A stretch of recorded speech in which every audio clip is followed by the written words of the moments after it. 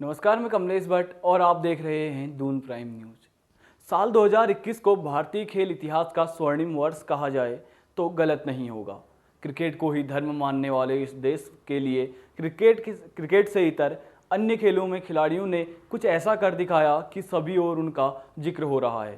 पहले Olympic games में hockey से लेकर जैवलिन थ्रो तक भारतीय खिलाड़ियों ने इतिहास रचा, तो वहीं अब पैरालंपिक में भी ऐसी खबरें आ रही हैं जिसने हर हिंदुस्तानी का सर फख्र से ऊंचा कर दिया है और कोरोना के इस दौर में खुश होने का एक और मौका दे दिया है। दरअसल पैरालंपिक में भारत 1 गोल्ड, 4 सिल्वर और 2 ब्रॉन्ज मेडल अपने नाम कर चुका है। आज 10 मीटर एयर राइफल में भारत की अवनी लखेरा ने इतिहास रचते हुए गोल्ड मेडल अपने नाम किया।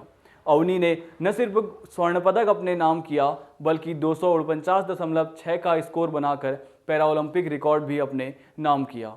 अभी अवनी की हर ओर चर्चा हो रही है, लेकिन अवनी के लिए ये सफ़र इतना आसान भी नहीं रहा है। चलिए एक बार शुरू से कार एक्सीडेंट से लेकर पैरा ओलंपिक गोल्ड मेडलिस्ट बनने तक की अवनी की कहानी आपको बताते हैं।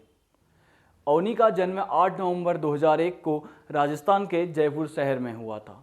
साल 2012 में अवनी के जीवन में एक बड़ा मोड़ आता है जब उनका कार एक्सीडेंट हो जाता है। कार एक्सीडेंट के कारण उनकी रीढ़ की हड्डी में गंभीर चोट लग जाती है और इस दुर्घटना के कारण 11 साल की अवनी व्हीलचेयर में आ जाती है।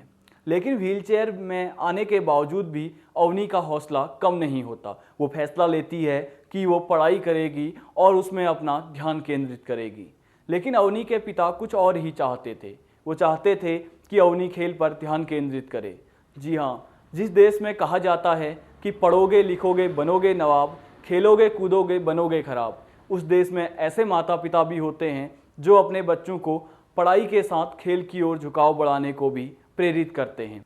अवनी के पिता ने अवनी से शूटिंग और तीरंदाजी में कोशिश करने को कहा। जब उन्होंने दोनों खेलों में हाथ आजमाया तो उन्हें शूटिंग का खेल ज़्यादा भाया और उन्हें उससे ज़्यादा लगाव महसूस हुआ और यही कारण है कि वो आज शूटर हैं। हालांकि उनके शूटिंग चुनने की एक और वजह है और वो वजह है अभिनव बिंद्रा। अवनी बताती हैं कि उन्होंने एक बार अभिनव बिंद्रा की बायोग्राफी और शॉर्ट एट हिस्ट्री पढ़ी, जिसके बाद वो शूटिंग के प्रति और अधिक गंभीर हो गई। और आज जब अवनी अपने आदर्श अभिनव बिंद्रा की बराबरी पर खड़ी हैं तो तब अभिनव बिंद्रा ने भी अवनी को बधाई दी है।